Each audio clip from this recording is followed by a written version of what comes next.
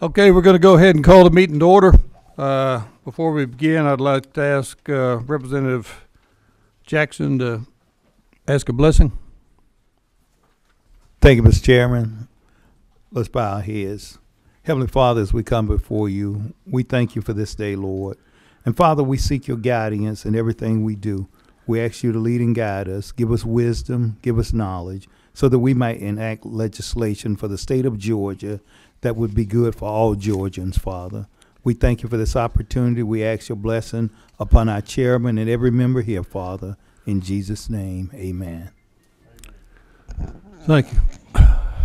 In direct contradiction to what I said previously, we were going to call the hands-free bill first, but we got about 3 other bills on here today that I think can be handled much more expediently, so we're going to go with them first, and then those of you who were here last week know that we were here for about 2 hours on this one, and I don't know how long it's going to take today. So I'd like to call the first bill, House Bill 859, Representative Perkle. Thank you, Mr. Chairman. Members of the committee, I bring for you, for your consideration, HB 859. Can you hear me okay? Is that doing all right? HB 859. So I'm going to say on the outset, window tint, and that gets everybody's ears perked up. I will tell you this bill does absolutely nothing regarding the refraction of light that comes into an automobile and what we're doing with window tinting. This bill mainly, well, all it does is provide a uniformity of the penalty for violating the window tinting law.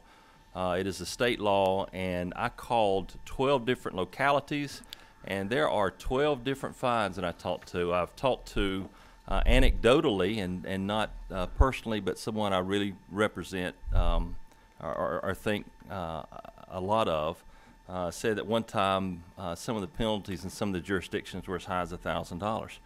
And this provides only for uniformity of the tinting law across this great state. It shall be punished by a fine not to exceed $25. And so that's the bill.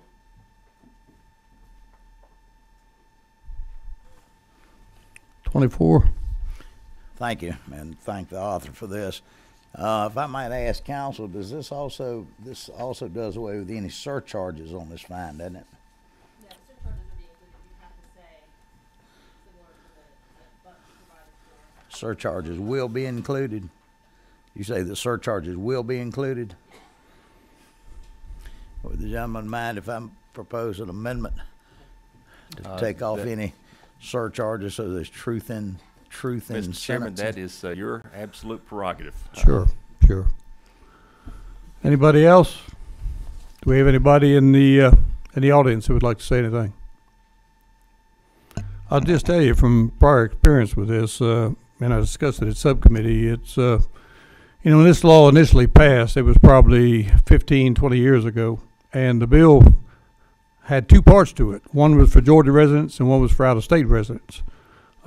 And the reason for that was other states have very different laws, so people who travel through our state would be charged with things that were legitimate in their state. And the appellate courts ruled against it and said that we had to have one uniform law.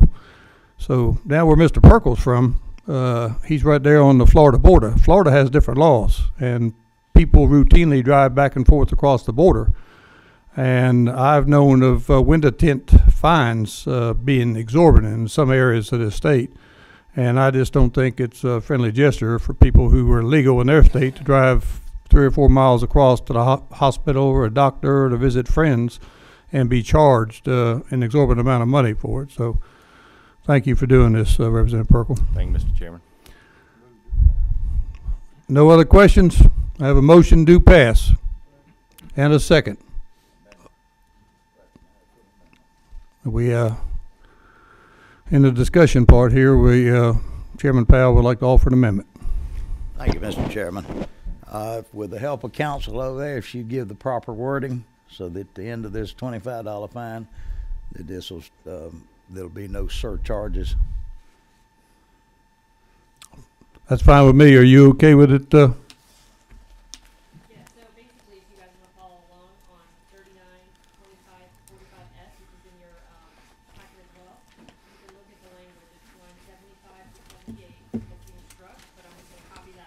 say, but the provisions of Chapter 11, Title 17, and any other provision of law to the contrary notwithstanding, the cost of such prosecution shall not be taxed, nor shall any additional penalty, fine, or surcharge to a fine or such offense be assessed against a person for conviction thereof. Okay, you've heard the amendment. Do we have a second? We have an amendment and a second. Is there any further discussion? Hearing none, I assume we're ready to vote. All in favor signify by saying aye. Aye. All opposed, same. Now we go back to the original bill. We have a motion and a second on the original bill as amended. All in favor signify. Any further discussion on the amended bill?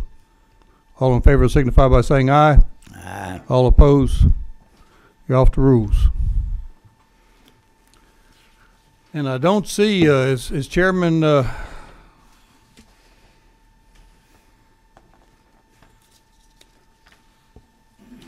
Ballinger here? She had another bill. Since she's not here, I've got one, but I'm gonna save it to the end. I'm very obviously not going anywhere, so we'll move on to the hands-free bill with Representative Carson. Yes.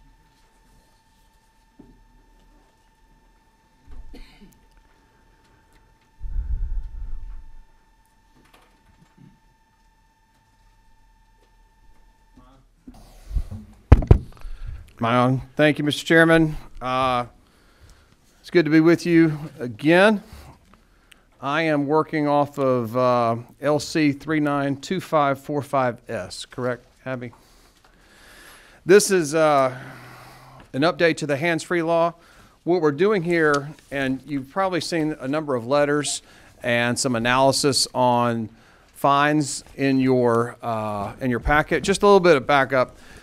Back in 2017, in case you don't remember, we had a study committee on distracted driving, and we identified that there's just a number of accidents happening where the driver is just clearly distracted, not paying attention, so forth, rear-end collisions, single car crashes, bicycle deaths, pedestrian deaths, you name it. So we put the hands-free bill up for a vote in 2018. It passed, signed into law. Since then, we've seen, with no other changes to traffic and road conditions and so forth, we've seen a 2%, a little better than 2% decrease in fatalities in 2018, and then about a 4% or a little bit higher in 2019. What we're looking to do here, though, is create more deterrent. You have a letter in your pack from Georgia State Patrol. I think it was signed by Captain Derek Durden. Captain Durden, by the way, is still recovering. Captain was out bicycling, and he was hit by a motorist recently, ironically. Second time. For the second time, is that right, Mr. Chairman? So this is near and dear to my heart, and is near and dear to his.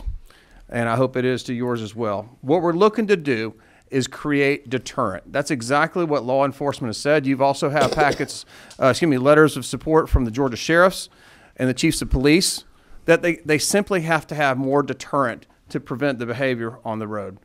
This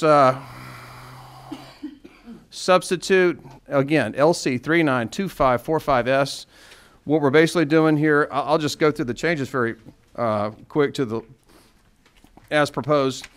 We're looking to go higher on the fines from current to $50 to $100 at a range to be set by a judge on a first offense, $100 to $200 on the second offense, and $150 to $300 on the third offense.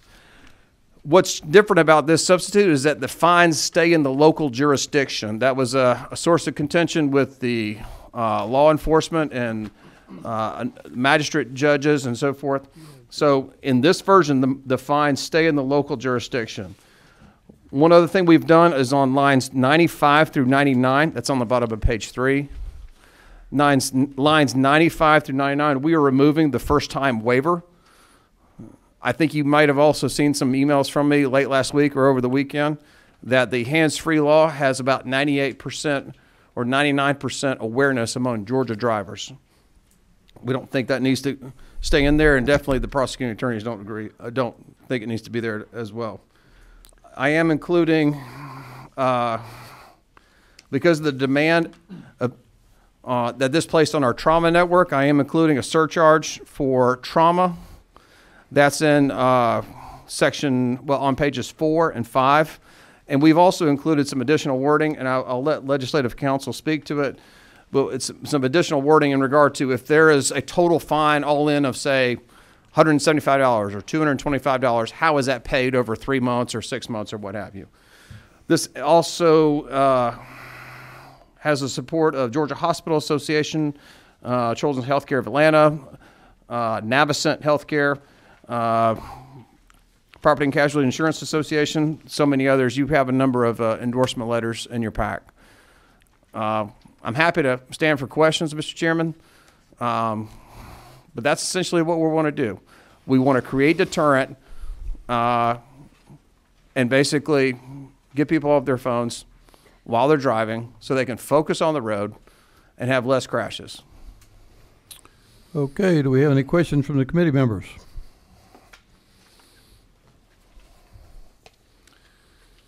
If there are no questions from the committee members,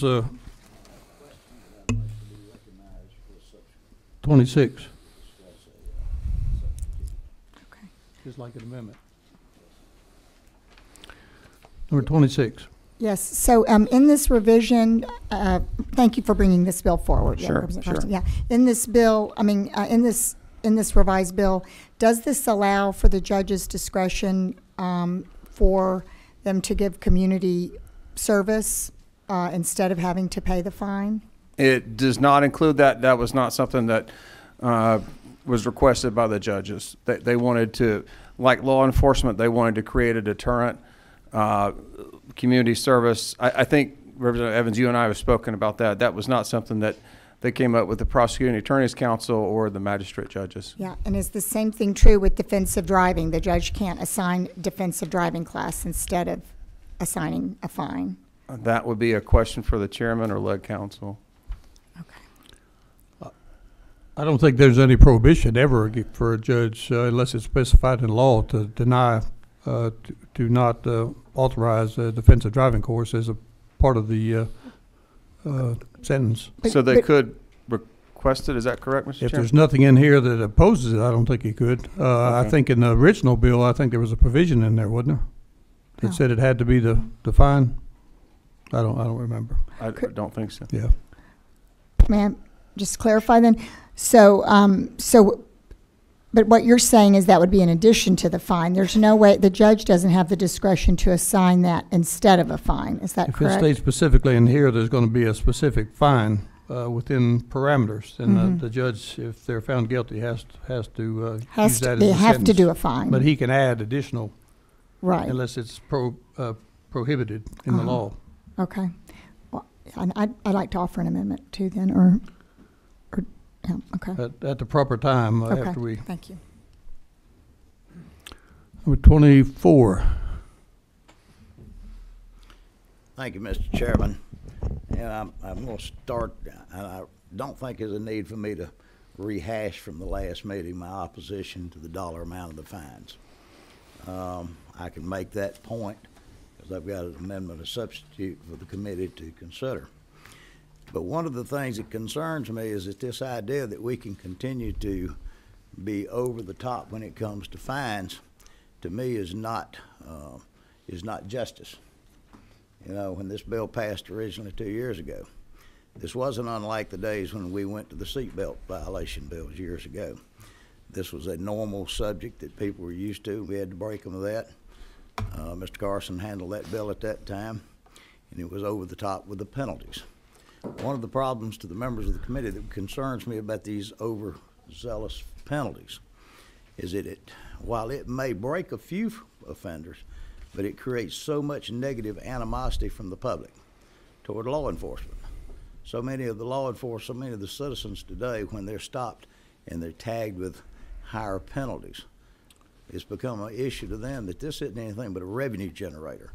That's my position when it comes to all these surcharges. As Mr.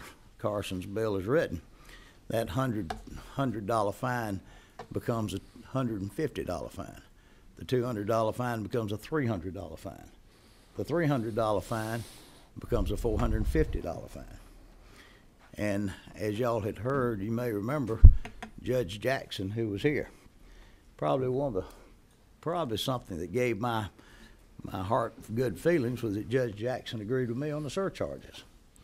But at some point, let the fines and the penalties, let those penalties reflect the offense. You know, we still have a $15 seatbelt violation. But lo and behold, all of a sudden, we got a 99% compliance to the seatbelts. Nobody fusses, nobody loses their driver's license to it. Nobody has to go on private probation or city or county probation to pay those fees and fines. And that's the objection that I have. At the proper time, I'll discuss the substitute that I have in comparison to the current bill that's proposed. At the proper time. All right? Mr. Chairman, can I respond to that? Certainly. Or is that the appropriate time to do so? You can respond. Chairman Powell and I have had a number of spirited conversations about this, both in various avenues.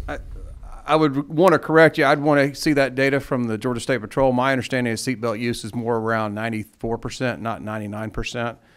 Second of all, the distracted driving bill, has flagrant violations, and we've had it in place for about 20 months. Seatbelt law has been there for a number of years. And number third, if Representative Powell, Chairman Powell, if you want to not wear your seatbelt and you want to risk the $15 fine, to a certain argument from a libertarian standpoint, that is your business. What happens in your car? But when you're not paying attention to what you're doing on the road, or when I'm not paying attention to what I'm doing on the road because I'm looking at the phone, that has a risk to other people, not just myself in my car. That's why I would differentiate between the two, if I may, sir. I may answer to that. You know, the penalties that you've laid out, we're not talking about a 15, even with the substitute, we're talking about a $15 fine. We're talking about a substantial fine, but something that's uniform across the board, across the lines. And at the proper time, I'll discuss that. But as far as the seatbelt violations, I think that's pretty uniform. Even the folks with those, quote, libertarian philosophies that you talked about have pretty well got to the point where they'll put that seatbelt on. But quite honestly, one of the things that concerns me with a lot of the rhetoric involved, this idea that we can just fine them to death. It created something that was said in this committee at your last appearance that gave me a major heartburn when I heard a sitting member of the legislature sit here and said, oh yes, this is great. I'm more afraid of somebody using a cell phone than a drunk driver. Let me tell you something, there's a problem with that. Because a cell phone use is only a mechanical device or a device that somebody is choosing to use erroneously. Drunk driving, they have another issue at hand that makes them far more dangerous. So that being said, at the proper time, I'll discuss the substitute. Okay, number 16. Thank you, Mr. Chairman. Going back to some previous discussion, if I remember correctly, there was a judge at our last meeting, and they said that they could not, because this bill is it's not a misdemeanor, do community service or driver's ed. That they had to do the fees. Just to go back, that was my understanding from the judge at the previous meeting. So, and if we're talking about deterrence, to try to stop this behavior, and you're 100% right, Chairman Carson. I served on that study committee with you, and we had several conversations during that committee meeting because people were attacking you on social media, and the libertarian argument doesn't work with regarding cell phones, that because you are putting other people's lives at risk. You know, the libertarian argument is government stay out of my life as long as I'm not impacting the life, liberty, and pursuit of happiness of other people. Well, you are with this. And driving's not a right.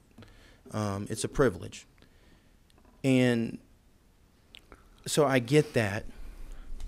But I think if you poll the public today, what are the fees associated with distracted driving in Georgia? They would be shocked to know it was as low as $50. They already think it's higher than that. So raising the fees to them is not going to deter them because they already think the fees are higher. And you said 94%. 94% of people in the state of Georgia comply with the seatbelt law. Roughly, that's my understanding. Right. Could be 96, 92. It could be 90. I mean, but, you know, we don't, I mean, it's a good survey study with a good swag. And that fee is only $15. And you, like you said, some of it's because that law's been around a while, and there's been a huge public education component with that for a long period of time that's just gotten it ingrained in people. Click it or ticket. And again, even with that, most people assume it's higher than $15.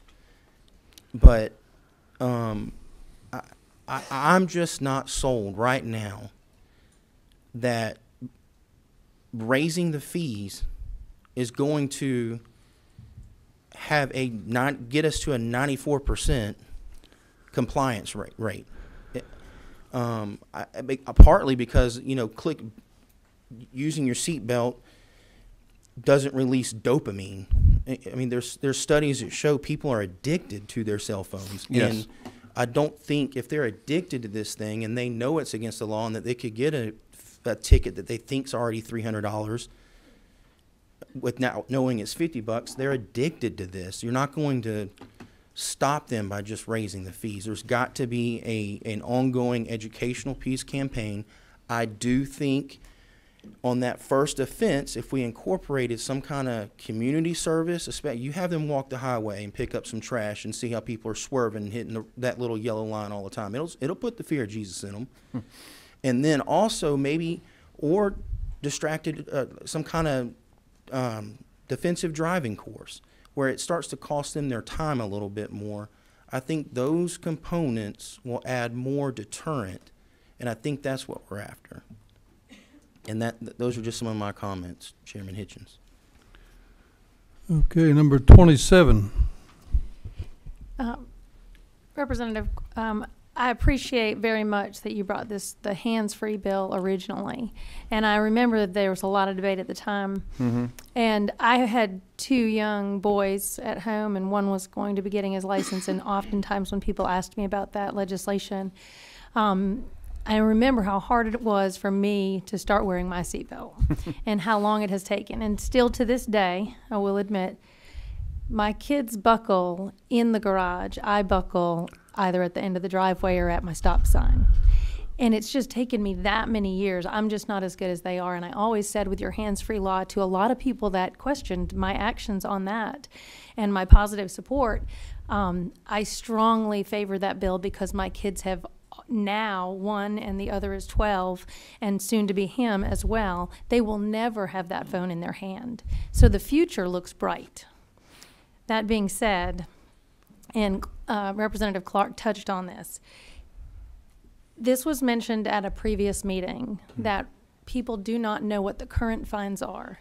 My question for you is simply, if they do not know what the current fines are, what makes you believe that increasing the fine becomes a deterrent? Well, I appreciate that, and I appreciate your kids' support in regard to this. I don't know that the Georgia drivers don't know what these fines are. I have not seen that kind of data. I've not seen that kind of survey or polling and so forth. We're taking that as if it's some sort of empirical fact, and I've not seen that myself. I think a number of drivers all over the state, like I said, according to a AAA study, 98% of the people are aware, and that was as of August of 2018.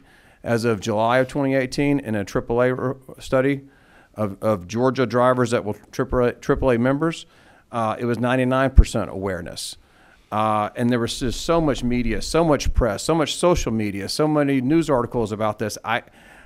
I'd be surprised if, I wouldn't be surprised if some people don't know what the fine is or up the range is for a third offense. But I would be surprised, and I'm yet to see the data, yet to see the survey in regard to how many Georgia drivers don't know how much the fine is. So, I'm open to that. I really am. But I feel like, Mr. Chairman, Floor Leader Lott, I feel like we're taking this as empirical evidence. I've not seen that data or survey or what have you. Number 28. Representative Carson, do you have any figures that you might share regarding what fines are in other states that have enacted similar legislation, and if there's any correlation that you can point to between increased fines and better adherence to the law? I do. The Abby, did we have the enclosures in the members' packets?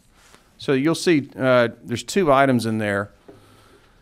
There is, to Chairman Lumsden's question, there is a set of 3 graphs for the level of fines by state for first offense, second offense, third offense. Can somebody hold it up just to say, yeah, there we go. Okay, thank you, Becky. And I apologize for it being in black and white, but you can see Georgia there in the dark ink at the near lowest. And that, again, my aide and I drove those graphs at the maximum rate for Georgia, even though we use the middle or average range for each state. So, for example, some states might have a range for example, Arizona, $75 to $149. So we picked a midpoint. And instead, for Georgia, we used the maximum. And you can see on that graph that Representative Evans just held up that we are well below the baseline for a fine in all 3. I think that our first fine, again, we discussed this in committee the first time, the range goes from $0 to $50. The average fine nationwide is about $123. The second fine in Georgia goes from, up to $100. I think the average fine was $224 in the United States. Third fine in Georgia goes up to $150. I think it's in excess of $300 nationally. Chairman Lumsden, you also had a question in regard to deterrent. What makes us think, to Representative Clark's or Chairman Clark's question, what makes us think that fines are a deterrent? What makes us think that fines are going to be successful rather than just some revenue generation as it goes? And that's a very fair question. You'll also see in your packet portions of a NHTSA report, National Highway Traffic Safety Administration. I did not have my aide print out all 527 pages. You're welcome. But there are about 9 pages there where it talks about the deterrent that is increased by raising fines in regard to seat belts. There's also, just coincidentally, in that same report, there's also some analysis to show very little effectiveness of education and advocacy in regard to distracted driving. It's listed as not very effective according to that NHTSA report, and that's on the last page of your 9-page packet, which is an extract of that July 2017 report from NHTSA. So thank you for that question. To sum up my answer, we are well below even half of the national average on each of those categories, and thank you for that. Thank you. No further questions from the committee members? We have a sign-up list here, and we had a couple of people that didn't get to speak at the last meeting. So Ethan James from the Georgia Hospital Association. Pierce McWaters. Sir, I'm Amy Creed with the Georgia Hospital Association. Okay. Sure. I'm with the Georgia Hospital Association. We represent about 160 hospitals throughout the state. We support public safety measures like House Bill 113, and we appreciate Representative Carson and the committee for working on this issue. We appreciate the effort to further reduce the incidence of distracted driving and providing additional support to the state's trauma care network. We see people all the time driving and using their cell phones, and the hospitals see the worst of that behavior. So we would appreciate your favorable consideration. Thank you. Thank you. Pierce McWaters.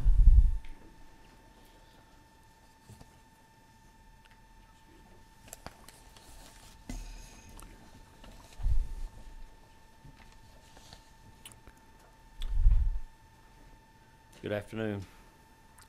Thank you, Chairman, committee members, Public Safety and Homeland Security, for allowing me to speak before you today. I'll be very brief in support of my Representative Carson's House Bill 113. I appreciate and strongly support your efforts to protect my family and the citizens of this state. I have followed House Bill 113 over the recent weeks and have kind of sat on the back row and heard from some of the finest and some of the best municipal judges, our Cobb County Solicitor's Office, even one of Georgia's largest road building and contractor and paving companies was here a few days ago. Today I come before you as a private citizen, a native of Cobb County, having lived there for 58 years. Can you hear me? We have all witnessed many changes and growth, never dreamed of both in business and population. As an insurance broker for over 35 years, worst day that I've ever had in my life is a call from an insured member or a member of their family, and they tell me that their family members were suffering a major life-changing injury or has died as a result of an automobile accident. My eyes will often tear because I have heard this too many times, and I too have had family members totally disabled and have deceased as a result of a car accident. And yes, I'm a kind of a prowler. I'll go to digging, and even had to wait on some GBI reports. Many of them are distracted drivers. In the past, I have refrained from discussing any of my clients' personal injuries and loss of life due to client confidentiality, which I'm prohibited. Today, however, the issue of distracted drivers has come very personally matter to me. It's my turn to tell my personal story of this life-changing perspective. Over the past 18 months, my wife and I both have been involved in auto accidents. As a result, a direct result from two separate accidents, both cases where our vehicles were total loss as a result of distracted drivers. The first distracted driver accident occurred on a warm, sunny morning in August of 2018. I was driving our family SUV. I waited, got my green light to go as I proceeded through the intersection. This distracted driver approached me right at my door. Luckily, he hit the front axle, tore the transmission and the axle out of the front end of the SUV, which that took the blow. If he had come into the door, I wouldn't be here today. Upon the impact, I could see close this driver because he was in a pickup truck sitting, about the same height as my SUV. He was holding his phone up in his face, and I don't know if he was trying to read the directions of where he was going or reading a text, possibly, or maybe a GPS. He lived down the street, so I'm sure he didn't have to have a GPS.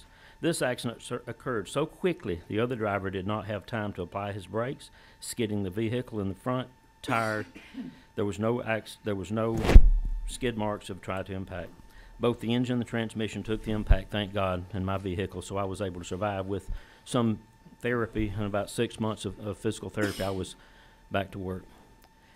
If this impact had occurred on the driver's door, like I mentioned, it would not have been that way. God was watching there.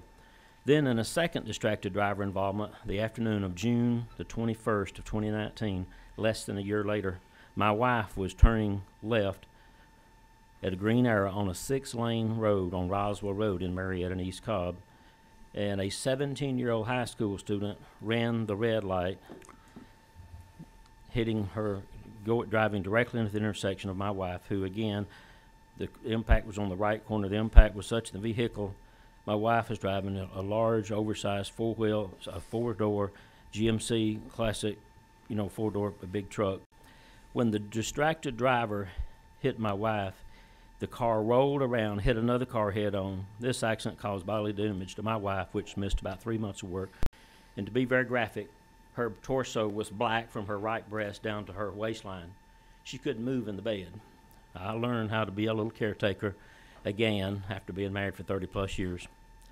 I have a son, 30-something years old, 31 years old, and he couldn't believe that the impact of that. And he was doing only about 45, which was the limit. This accident caused a bodily injury, loss of 3 vehicles. I would presume that after all the damages were paid, it's probably in excess of $150,000. The sad thing is the driver's passenger admitted that he was looking at a text on his phone from his mother, so he missed viewing the red light. The light had turned red, and that just tells me, you know, there's no respecter of an age in these scenarios. Allow me to repeat what the other driver's passenger admitted. He was reading a text message on one of these little small devices that I can't hardly stand, but it's a necessity in today's world, in the business world. Mine will sit on the front seat when I'm driving. When an individual is operating a vehicle as a distracted driver, they are actually infringing on my rights and the rights of drivers, posing a threat not only to other drivers, but the pedestrians as well. We can only change behavior of driving habits when we start to recognize the distracted driving.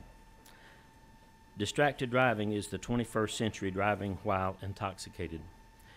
I can sit here, I've probably got 5,000 clients that I've worked with in the last nearly 40 years, many of which were functioning alcoholics and drug addicts.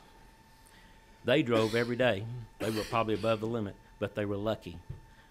This cell phone right here is the newest. It's the 21st century of driving while intoxicated. As the gentleman here said, they're addicted to it. Thus, House Bill 113 is a reminder that there is a monetary cost for the fine of disobeying the law. So here we are today. I ask, as House leaders and members of the General Assembly, please don't let sin die past in 2020. Without passing this bill that Representative Carson has brought to you, House Bill 113, as a stricter and enforceable law that can make our roads safer, the next victim injured or fatally killed could be your spouse, your son or daughter, or your grandchild.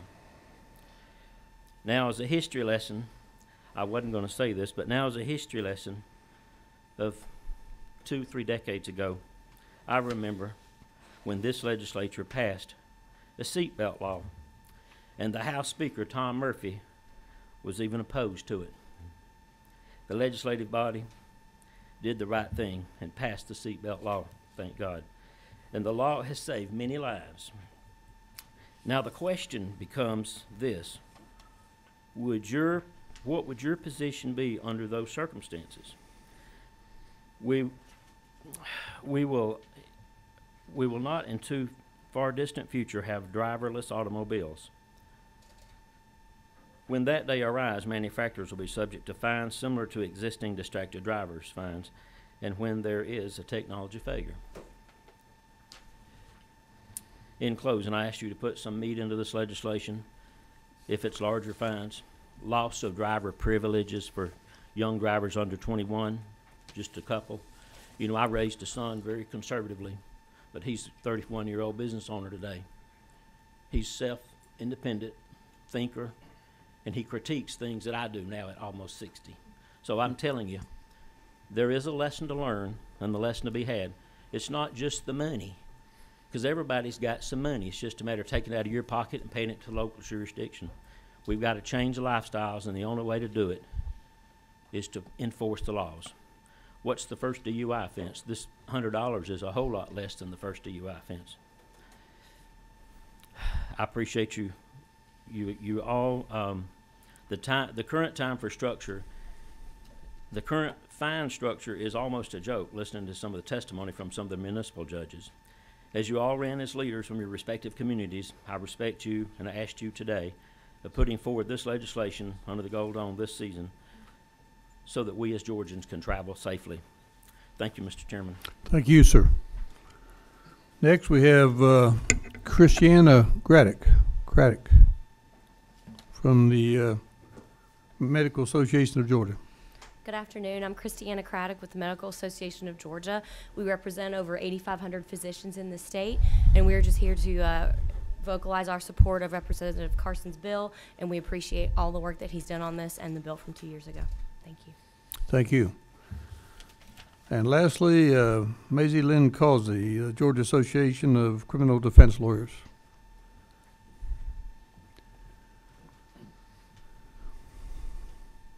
Thank you, Chairman. I certainly won't beat a dead horse, but we would join with the chorus of voices who believe that just like the seatbelt law, people are beginning to follow the hands-free law, and you do not need to increase the penalties in order to see that happen, to see public safety aims realized.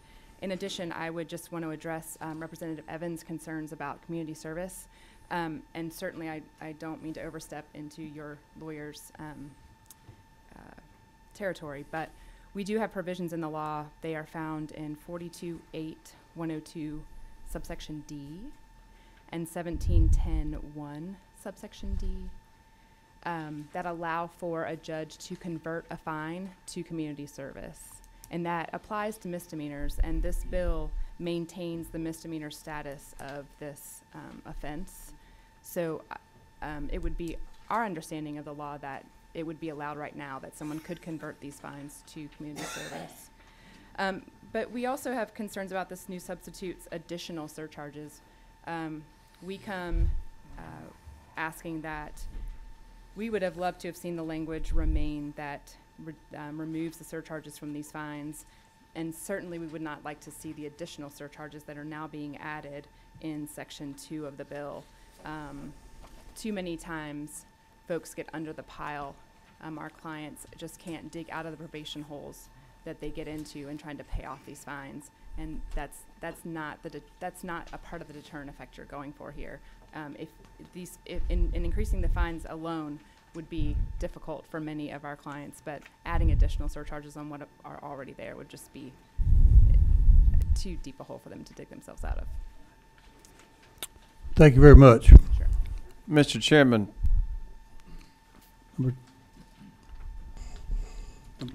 Number 26. Yes, thank you, Mr. Chairman. Yeah, so just to confirm, I wanted to ask you, so you say the way the law is now that a judge is allowed to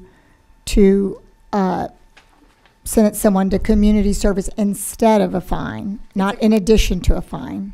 Right, it's a conversion of the fine. There's a conversion. An allowance to convert the fine to community service. So that's within the purview of the law as it exists right now? Yes, ma'am. Okay, thank you. Sure. Number 18. Just one question. Thank you, Mr. Chairman. One question. Conversion is left up to the probation department, isn't it? When a judge fines you, then you're placed on probation. If you can't pay the fine that day, then the conversion is left up to the probation supervision. And the probation fee itself for supervision normally is not converted to community service. I have walked off and my computer is in my seat, but it's my understanding 42.8.102 subsection D actually allows the conversion, the probation supervision fine also to be converted. To be converted? If it requires a lengthy amount of time to perform the necessary community service, if the fine has been converted to community service hours, and the time that you would need to have on probation would accumulate fees, those fees can also be converted. But as I read the law before I stood up here, it's a judicial decision, not a probation officer decision, to make that conversion. Thank you. One more speaker, Mary Carol Harsh.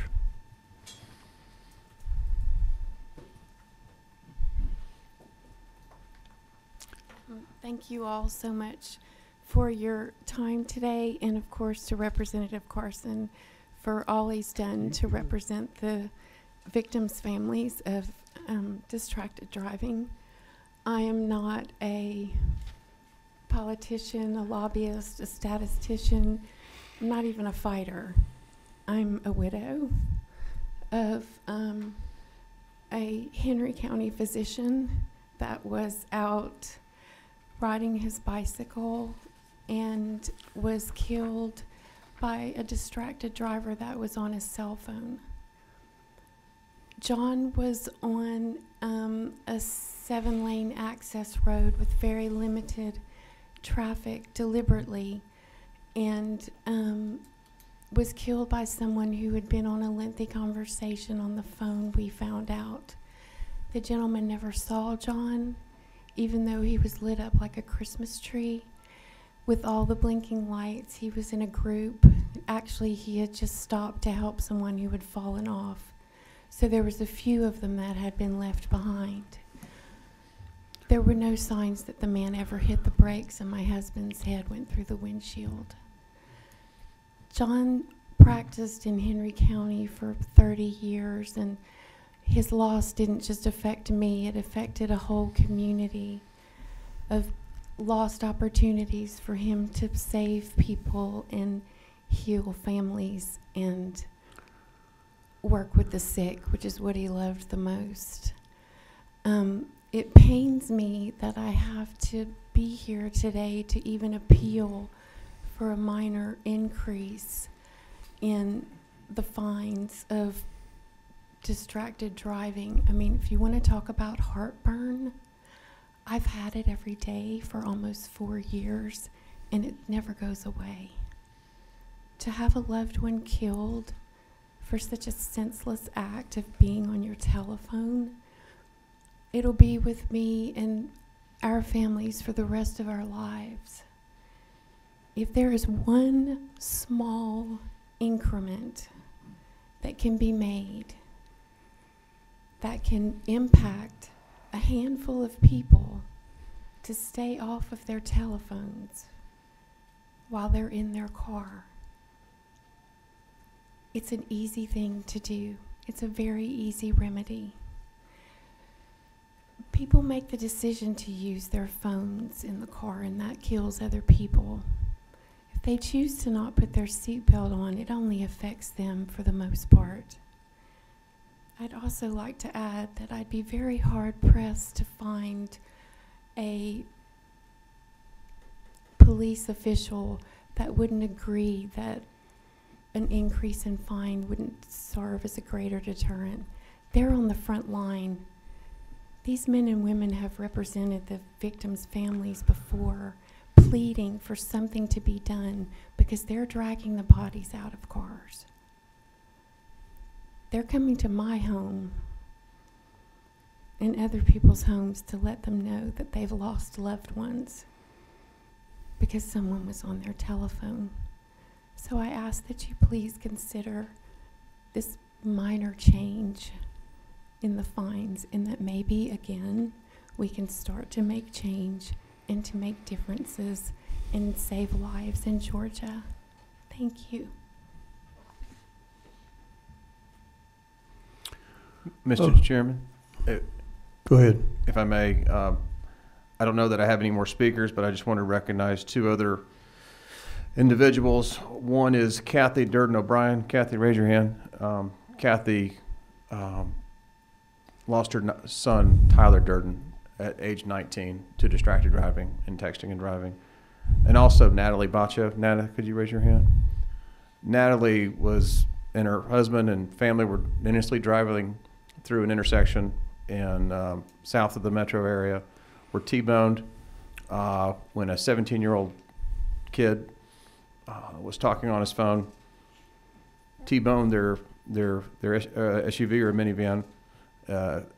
Their 9-year-old daughter, Abby, was sitting on the left-hand side of the car and was taken off life support on Christmas Day 7 years ago or 8 years ago. Little Abby.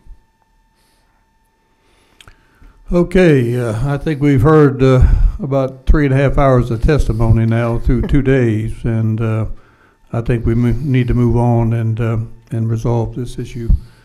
So I know we have one amendment, and possibly two. I think one of them probably got clarified. Okay, we have one amendment. So this is the time if somebody would like to make a motion to do pass. Do we have a We have a motion. Do we have a second? We have a motion and a second. Do we have any discussion?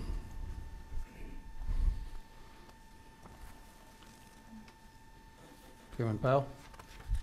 Thank you, Mr. Chairman. On your desk, there's a substitute that's being offered, LC 392549S.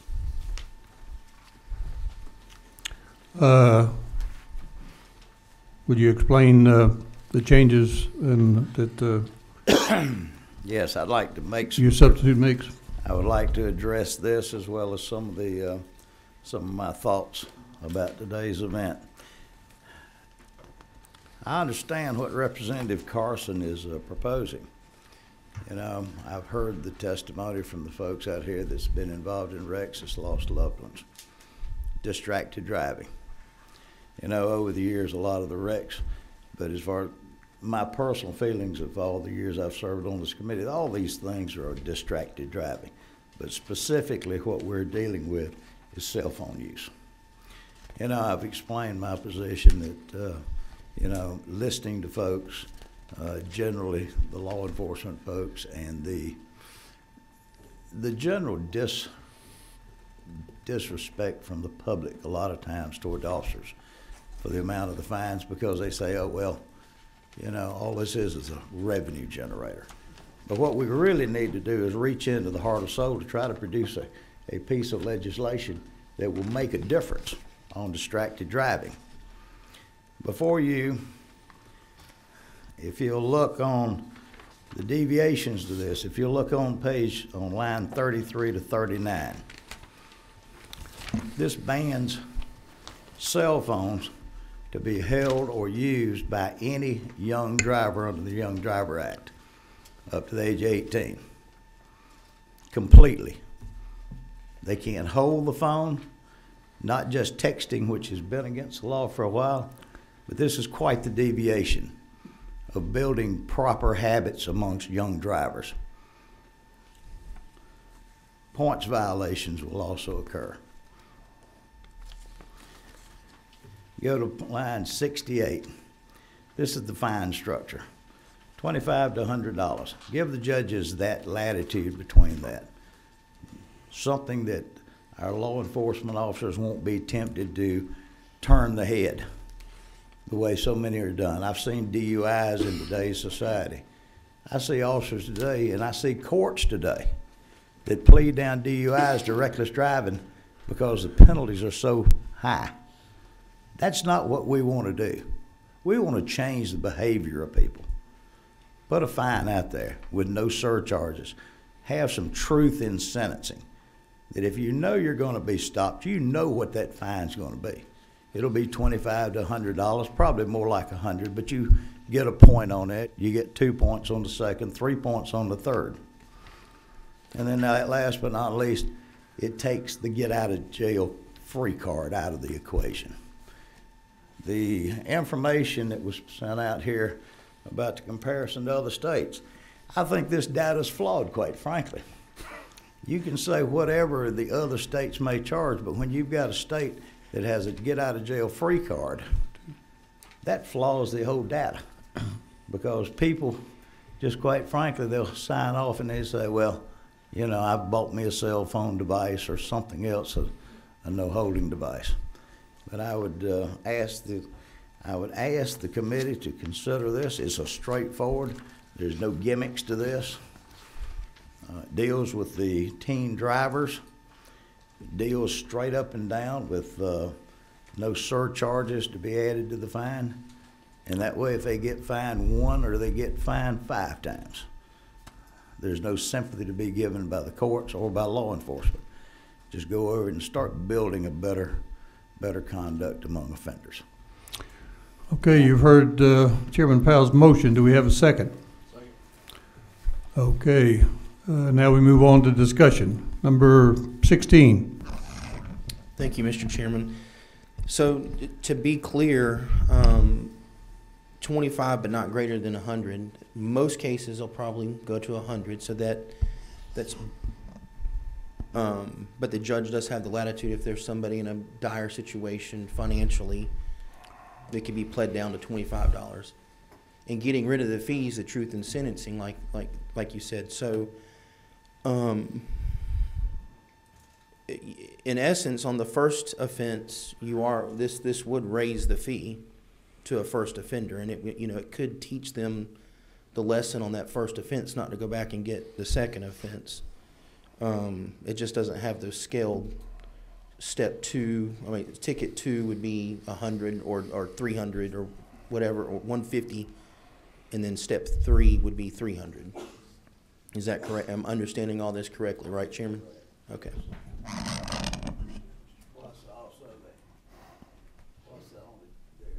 Change to that, by virtue of getting rid of this, get out of jail free by signing affidavit, these will actually be in the court records on your driving record, so that whether you get caught in violation in Atlanta or Valdosta or Warner Robins, it'll be on your driver's record, and the judges can see at the traffic court that that's there.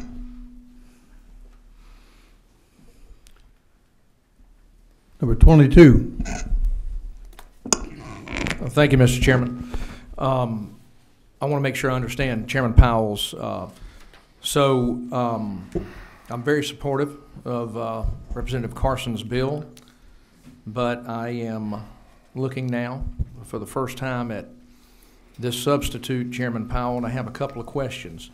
So first of all, I want to say this. So when my children started driving at 16, I made them swear to me, and to this day they tell me they did it.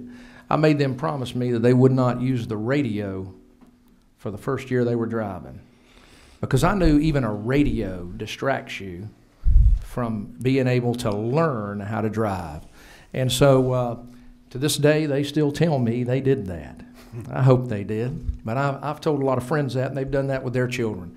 So I love the idea of focusing on young people who are learning how to drive and to completely remove access to the cell phone. I love that. I think that is an improvement. But I want to understand something, Chairman Powell. So we've lowered the range on the first fine here from 25 to 100 rather than 50 to 100. But what about the language in Representative Carson's bill that relates to a second conviction? All that has been removed. So tell me about second and third convictions so I'll make sure I understand this. Second and third convictions would be treated that same latitude of $25. The same. That's what I said. The same latitude. $100. But it does go on your driving record, and it produces points and a tracking document for any judge in whatever jurisdiction to pull your driving record to see how many times in the past that you've violated this. If you violated it twice, 3 times, 1 time, whatever it is. But there's points, and the points escalate at each infraction. Thank you, Chairman.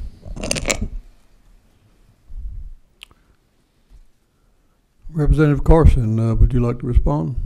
I appreciate the initiative in regard to the under 18 drivers. I had that conversation. There were other people around this Capitol that share the same viewpoints you and I do, Chairman Powell. There are others that do not.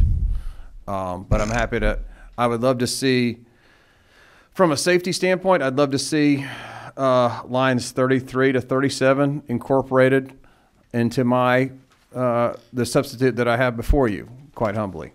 There was a point that was brought up about 3 weeks ago in regard to NHTSA funding.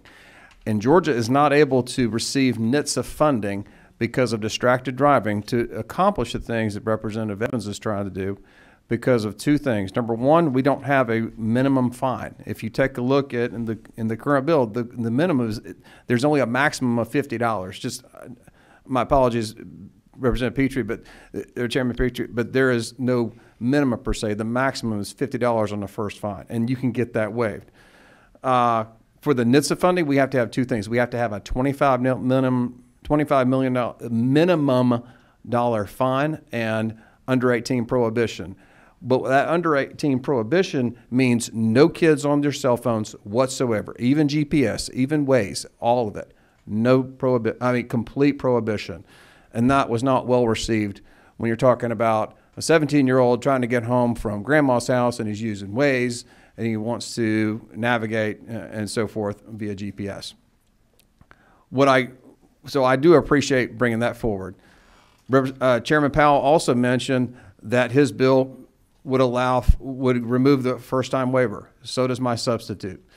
He also mentioned that his amendment here would also allow points. Points are already included as long as you have the first-time, get rid of the first-time waiver, which is something we agree on.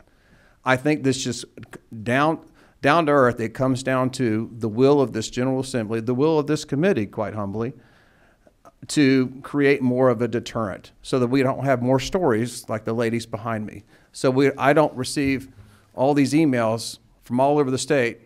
These are 12 emails, one of which is Pierce's, so that's 11. All these people asking for more fines to crack it down. Not because they're annoyed, because they're in fear for their life from the person behind them. So I appreciate bringing forth in regard to the under 18. I don't think that's well supported elsewhere in the Capitol, but I appreciate the doing away with the waiver, but I think this just really comes down to the will of this committee. And I really want to point out one more thing, Mr. Chairman. I know we're belaboring this. The distracted driving, and this is very key. I want everybody to listen. The distracted driving fine was $150 before the hands-free law. Let me repeat. That the texting and driving fine was $150 flat. I don't even go to that in the first offense in my sub. With that, Mr. Chairman, I humbly yield to the committee. Chairman Powell. Well, I certainly am glad that the distinguished author of this bill agrees that mine's a much better bill than his. I think that it's the issue that what we're to deal with as a committee about the public policy about how do we get us from point A to point B. And I understand that we have a preponderance of people's opinions that they believe that the more you fine folks, the more of a deterrent that is. Not true. Not true. We've been dealing on this committee and on motor vehicles for years of trying to figure out how are we going to get these judges that are, and law enforcement officers who turn their back because, well, you're just a little bit under the influence. So I'm going to do you a favor because I know how much this is going to cost you. Or these judges that will allow them and prosecutors that will allow offenders to plead down on a case. I maintain that you might have your heart in the right place, but there's something that's got to be practical in how to bring the hearts and the souls of the public in line with it. A rational, normal fine, something that's uniform. This is about as truthful in a bill that I can get it to. There's no surcharges on this bill that go to everywhere to the mystic holes in space that nobody knows where they go to. Straight up and down, $25 to $100.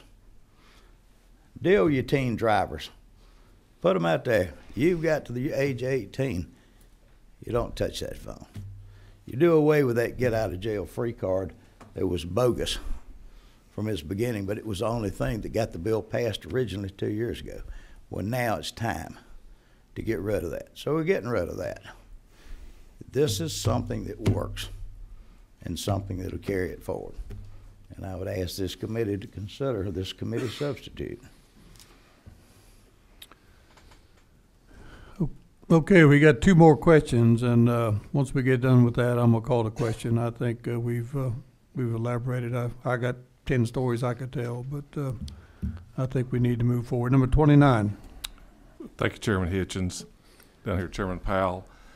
You know, when I read your substitute, you know, I'm just thinking about people at home and kids and all. I think it really clears it up. It's easy to understand.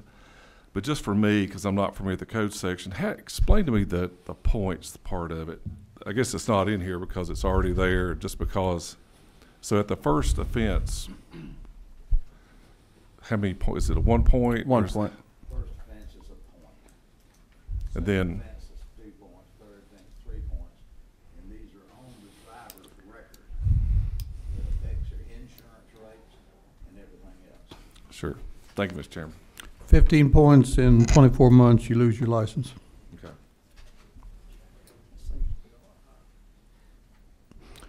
Number 22. Thank you again, Mr. Chairman. And the good news is we're all talking about how to make this bill, this law, better. And I find myself in the interesting position of liking the higher fines and liking the piece as it relates to young people. I want to talk to you about a comment you made to the sponsor. So you're right. Maybe there's some folks that'll say, "Oh my goodness, you know, these young new drivers are not going to be able to use their ways you described and all this." And I'm trying to contemplate that. You know, everyone here, we all grew up without these things. Right.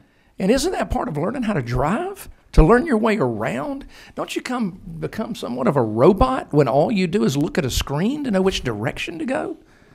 When young people are learning to drive, they're learning the skills of driving and also to be aware of their surroundings.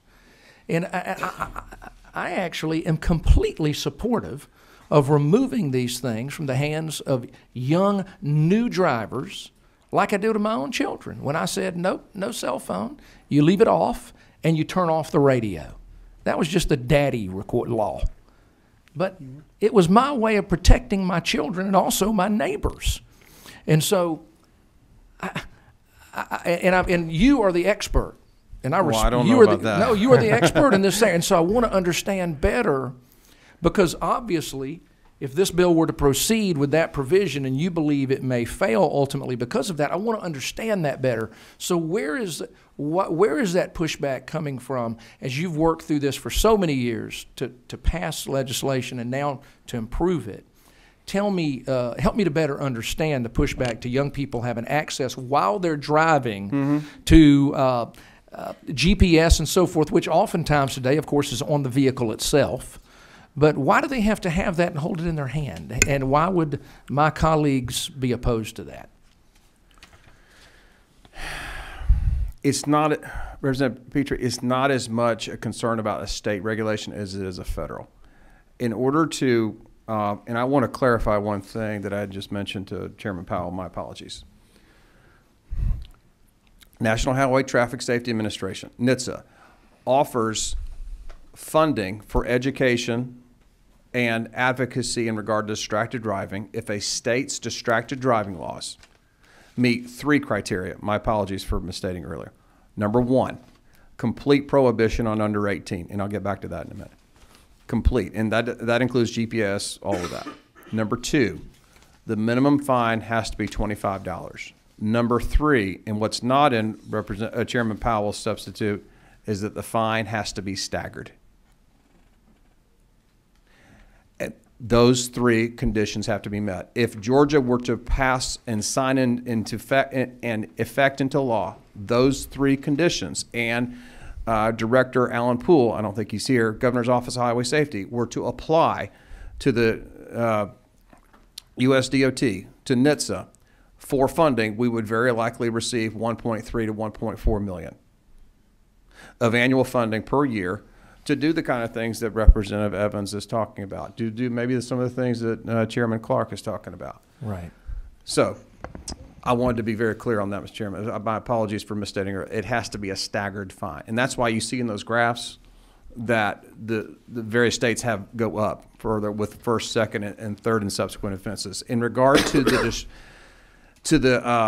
pushback here at the state level, there are various state, House, and Senate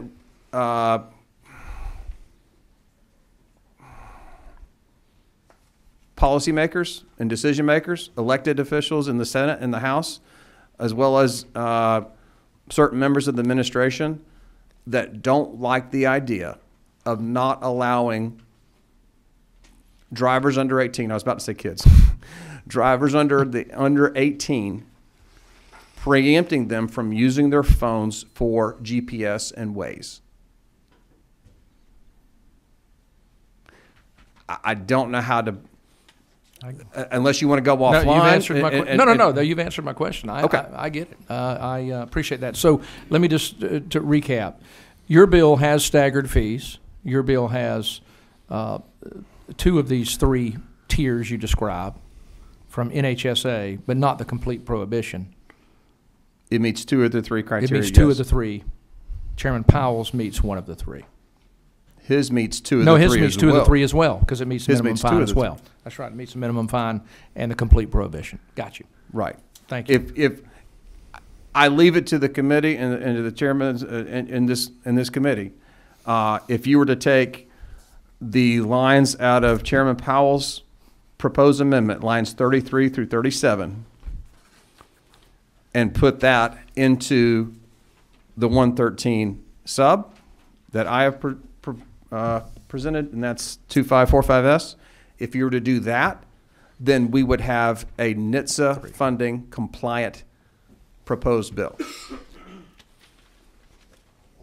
And again, I'm not, to the chairman's point, I think we've talked about this today.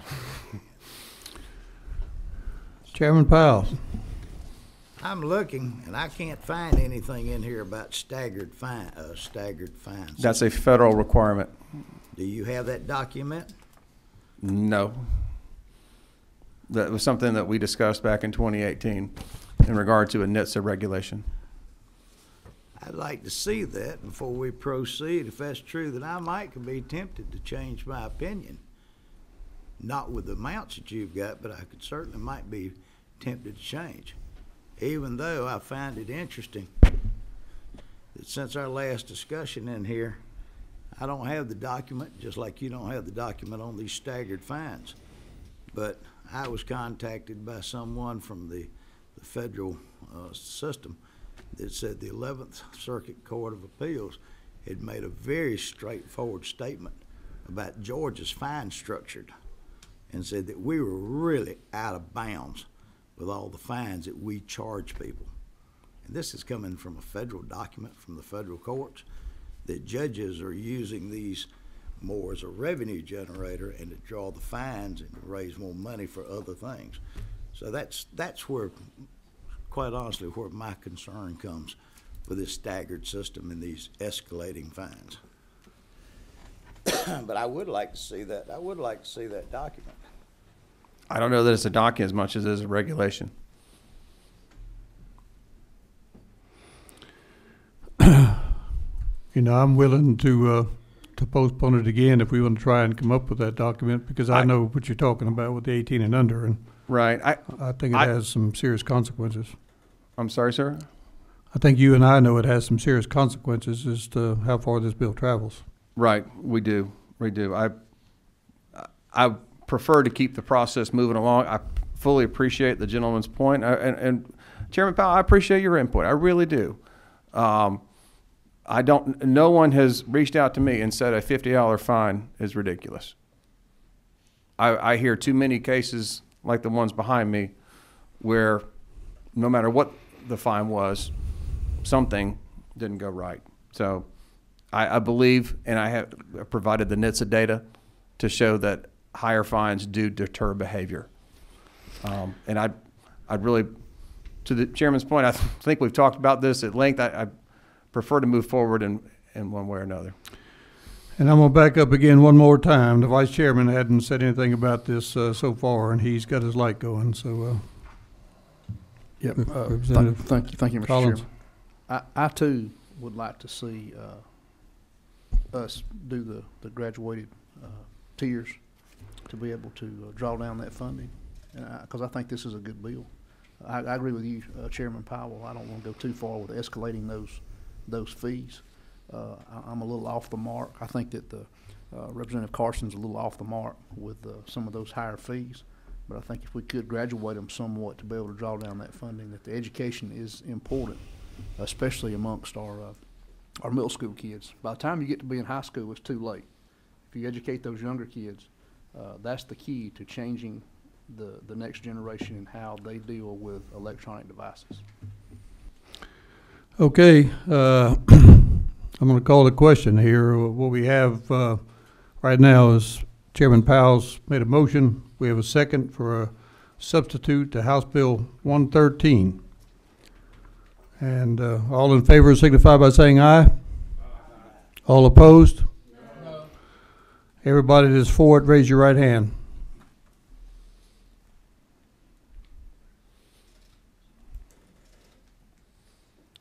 Those opposed, same sign.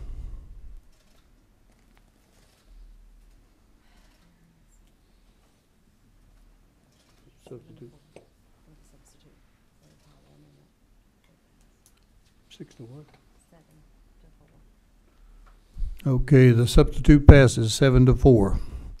I think this is probably not proper procedure, but when we do an amendment, we go back for the whole bill. Since this substitute, it is the whole bill, but I'd like to call the question again on that. All in favor of House Bill 113 as substituted by Chairman Powell, say aye. Aye. All opposed? No. Okay, bill carries. Substitute carries. Thank you, Mr. Chairman. Thank you. Next up is Chairman Ballinger.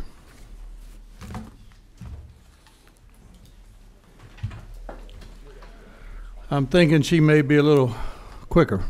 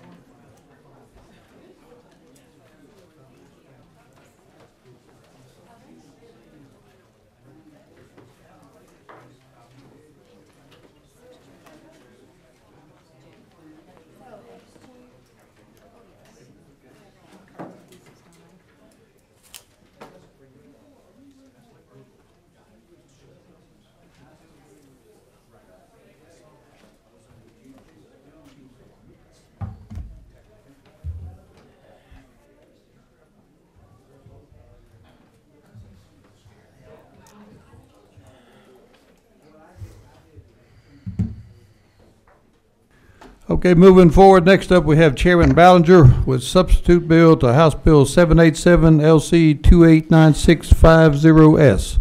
Chairman Ballinger. Yes, sir. Thank you. I am. There will be there is a sub to the bill. It is LC 289650S. Is what I'm working from. The change in the bill. Many of y'all were on the subcommittee that vetted the bill very thoroughly. But the change in the bill is located on line 18, 19, and 20. Adding the language regarding such licensing are substantially equal to or exceed the laws of the state for licensing, including the necessity of criminal background checks. That language is also mirrored on lines 34, 35, and 36. As stated in the subcommittee, this moves us from specific reciprocity to general reciprocity, provided that that criteria is met. I'll be happy to stand for any questions. Number 18. Thank you, Mr. Chairman. To my friend, can you explain that? It moves us from general reciprocity to, what did you just say then? The lines that you just talked about. Okay. Oh, moving from specific reciprocity to general reciprocity? Meaning? It just means that right now we have to have a specific agreement with each state. And right now this would just allow the Attorney General to enter into agreements with other states. Okay. Thank you. Yes. Any other questions? Number 26.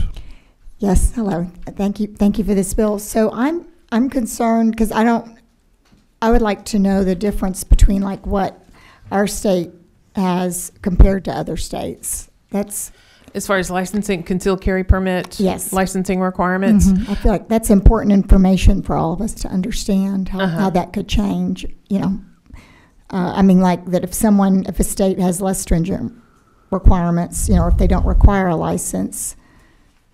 Well, that would be constitutional carry. We wouldn't, this does not recognize in any form or fashion constitutional carry. Uh-huh.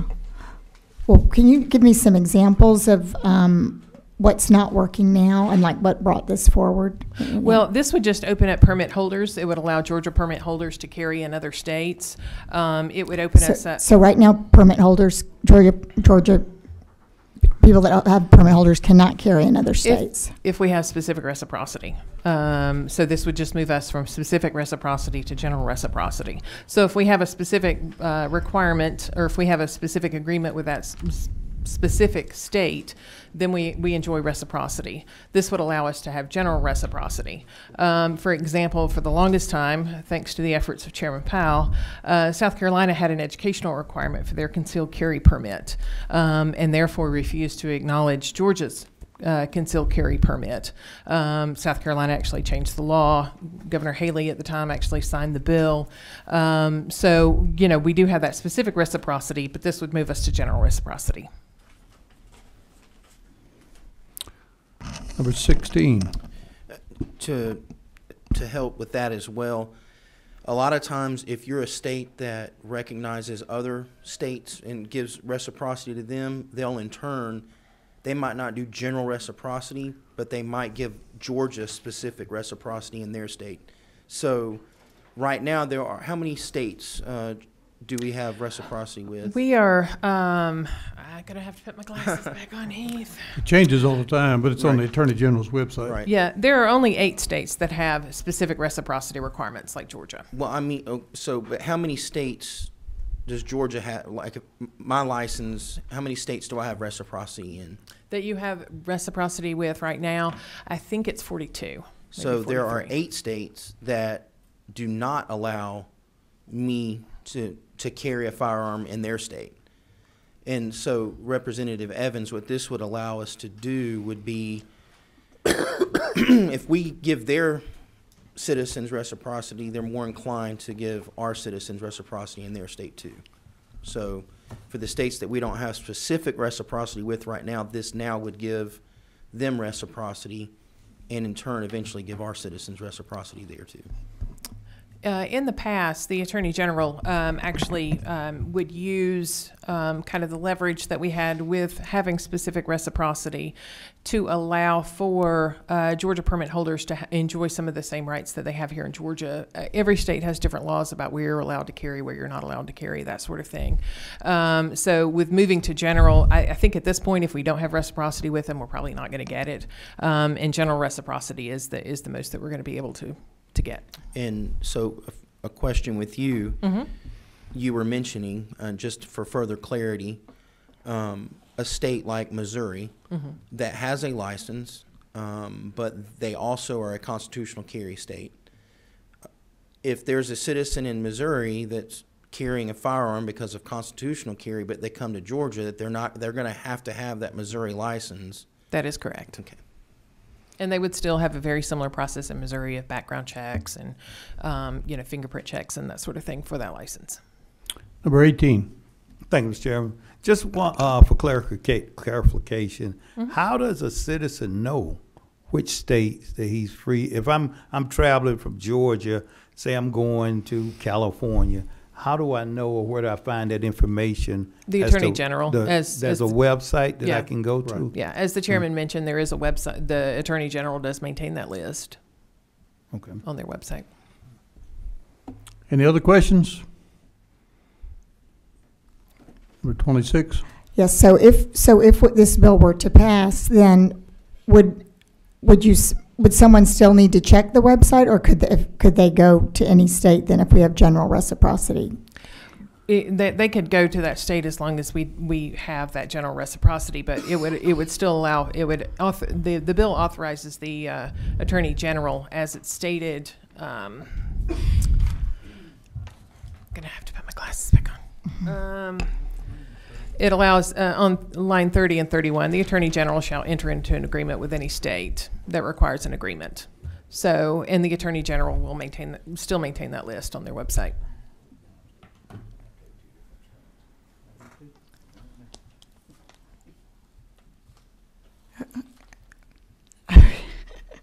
Okay, so basically, this is, if the Attorney General still has to give permission, I guess I'm still confused about what's different from specific to general, like what, I need to hear that just one more time, I'm sorry. Okay, he doesn't have to, this authorizes him to go and make that agreement with the state. And right now, he's not authorized to do that? Unless specific requirements are met, true reciprocity, and this allows for general reciprocity. Okay. So true reciprocity is specific to each state, is that? That's correct. Uh-huh. 24. I'd like to be recognized to make a motion. Make your motion. I move that this August panel, that we move along House Bill 787 with a due pass recommendation, and I so move. Have a motion and a second. Any further discussion? All in favor signify by saying aye. Aye. All opposed? No. Motion carries. Thank you, Mr. Chairman. Thank you. I'll go and fill out the rules paperwork.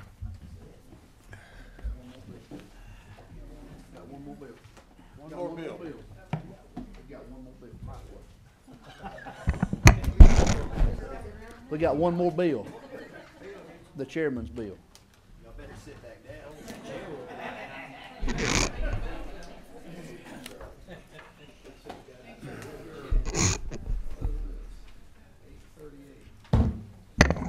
Chair will recognize Chairman Hitchens to present House Bill 838 to the committee. And this is a simple bill. I passed a bill about 3 or 4 years ago. It was called and I didn't bring my glasses today. If y'all noticed, I was having a little trouble. I can't read, but it's the Office of Public Safety Officer Support.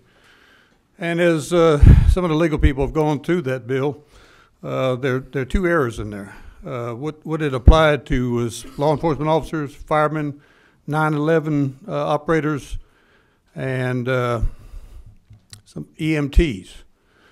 Well, in 2 places it says officer in there where they've taken offense to the fact that it's an officer when they're not officers. So all this does is strike those 2 officers out of there. And those of you who've dealt with the courts know that from time to time when these things get into court, one word could make a very significant difference. And if it was to do with benefits and they're not technically an officer, they may be out. So that's all it is to it. Some questions from the committee. Have some questions from the committee. All right. Okay. There's been a motion made for a due pass recommendation. Is there a second? Second. All those in favor? Aye. All those opposed? Yay. It moves on to rules. Thank you. This committee now stands adjourned.